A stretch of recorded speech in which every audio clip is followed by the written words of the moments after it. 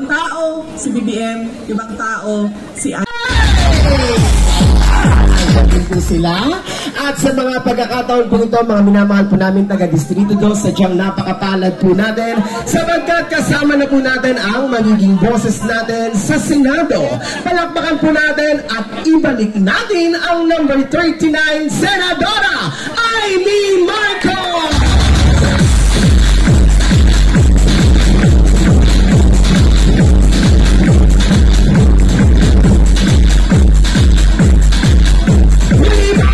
Po natin, Senadora Amy Marcos!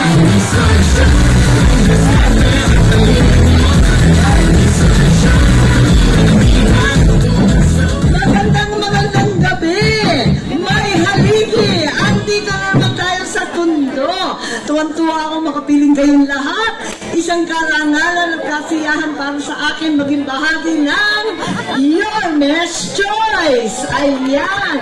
Babalik na muli ang ating pinakamamahal na Yorme Isko, ang ating Vice Mayor Chi Atienza, at babalik muli Carlo Lopez sa Kongreso. Maraming salamat. Siguraduhin natin ang ating mga konsehal, Robbie Bautista Ong, Nico Evangelista, Romel Miranda Awisia, Bolong C, and Edward Tan. Kompletos Ricados.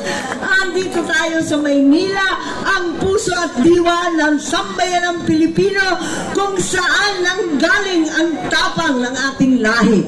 Tapang na talagang pinapamalas ng ating mahal na Isko, na siya naman talaga ay lumaban sa kamangmangan at nag-aaral ng puspusan, lumaban sa kahirapan at nagtagumpay. Andito ang lahat ng kabahagi natin. Dalhin natin ang tapang na yan sa Senado.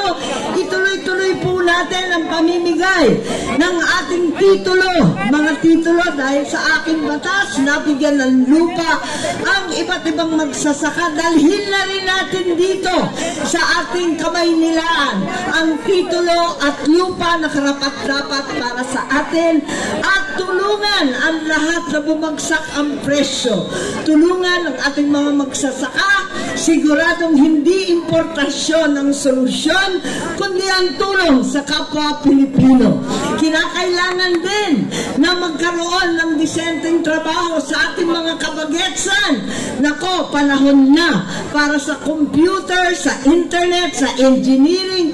Magagaling naman tayo sa creative industries, sining. Sigurado yan, nanggaling ang Yorme dyan. At tunay na talentado ang ating Pinoy. Higit sa lahat, sino dito? Ang mga single nanay. Natay, tanay, nagtaasan ng kamay, dami yata natin. Present lahat. Tulungan natin ang ating mga single nanays pagkat napakangarap na nila sa trabaho, iisa at walang sustento. Talaga naman, wala pang panahon para sa sarili at nag-aalaga ng anak habang naghahanap buhay, at sa kabila nun, wala pang love life at walang jowa. Paano ba naman yan? Bakit kayo pumapalakpak sa walang jowa? Happy tigang kayo talaga? Bakit hindi? At sino rito ang ating mga senior citizens? Nako, itaas sa mga kamay. Talaga naman. Meron na tayong social stipend para sa pinakamahihirap. 1,000 ang tinatanggap kada buwan para sa gamot, pagkain at lahat. Ngunit sana palawakin pa natin yan para sakop na rin ang ating mga PWD. Bigyan na rin natin pantawid sweldo. Kung may pantawid pamilya, may pantawid sweldo rin. Ang taas-taas ng bilihin ngayon. Masyadong mataas ang presyo, kaya tulong-tulong po tayo. Siguraduhin natin sino naman ang nakarinig na ng Centenarians Act. Yung aabot ng 100 taon, pero iilan lang naman yun. Kaya pinalawak na natin po, at ngayon 80 anyos, 85, 1995, tatanggap na rin ng regalo sa gobyerno. Dagdagan natin yan para para ipamalas ang pagmamahal natin sa ating mga lola and lola na nag-aruga sa atin. Ayan, tulungan po natin lahat yan. Higit sa lahat, kung mahal mabuhay, mas lalong mahal magkasakit. Naku po. Kaya, yung mga ospital na itinatag ng nanay ko na Philippine Heart Center, Kidney Center, ang Lung Center, ang Children's Center, gumawa rin tayo ng ospital na ganyan dito sa lungsod ng Maynila para napakadali na lamang at hindi nahirap. Sana maging zero balance pa. Kung talagang mahirap magkasakit, mahal mabuhay, mas lalong luho na mamatay. Pambihira naman talagang sitwasyon natin. Nag-iiyakan na, nagluluksa na ang ating mga kaibigan at kababayan kapag namatayan na may problema pa kung paano maglilibing. Kaya gawin na natin ang libreng libing para sa mahihirap. Tama po ba? Nako, marami pa tayong trabaho talaga. Ngunit para sa akin, deserve natin ito. Deserve natin ang the service sa bagong City Hall. Deserve natin ang the service sa Senado. Kaya wag ninyong kalimutan, sulit Senador, 39 pesos only. Wag ninyong kalimutan, please, IME Solution. Ano man ang problema, numero 39 sa balota. IME Marcos po. Maraming salamat. Mabuhay si Yorme. Mabuhay ang makasaysayang lungsod ng Maynila. Mabuhay ang Distrito 2. Maraming salamat po. Maraming salamat po. Muli po. Huwag po natin kalilimutan i-share ang number 39 sa Hindi, ganito.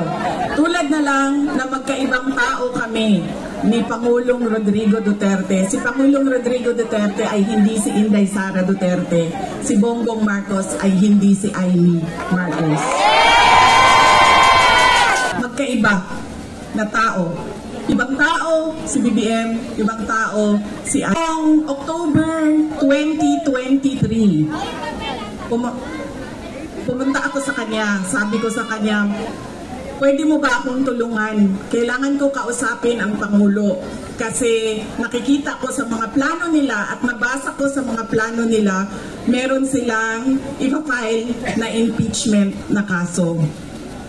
So sinamahan niya ako. Ito yung araw bago umalis si dating Pangulong, si Pangulong Bongbong Marcos.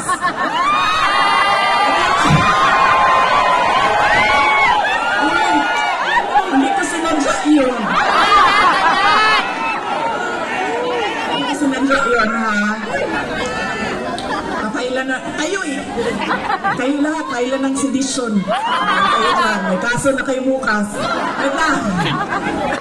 So, ito yung araw na paalis siya, papuntang Amerika. Pumunta kami, sinamahan ako ni Senator Aimee. Siya yung kumuha ng oras ng schedule para makausap ko si BBM. Noong nandun na kami, binanggit ko sa kanya ang impeachment. Pero hindi yung impeachment ang gusto ko marinig ninyo na kwento ngayong gabi na ito. Doon sa pag-uusap naming tatlo, kaming tatlo lang yun pasensya na silang dalawa. Marites yung nandoon sa harap, silang dalawa. Nag-usap kaming tatlo, nabanggit ni BBM ang pag-amenda ng konstitusyon. At sinabi niya na, madami siya sinabi, pero ang gist ng sinabi niya ay, we will just amend. Kasi English man sila pag mag-istoryano. So ako dito, anak, kuya nga in English, we will just amend the economic provisions of the Constitution. Nakikinig ko at nakita ko talaga na sumagot si Senator Aimee. Sabi niya, that is a dangerous thing. Sabi niya, if you open the Constitution to amendments, you do not just open it to economic provisions.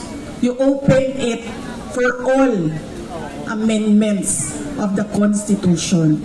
At nagsagutan na silang dalawa sa harap ko dahil sa ating Constitution. Kaya yan ang pruweba ko at proof ko sa inyo na ay ni Marcos. Okay na ma'am, pwede ka na umalis. Wait lang, sandali. Iboto niyo ba si Amy Marcos? Okay na ma'am, pwede ka na lumipat sa QC.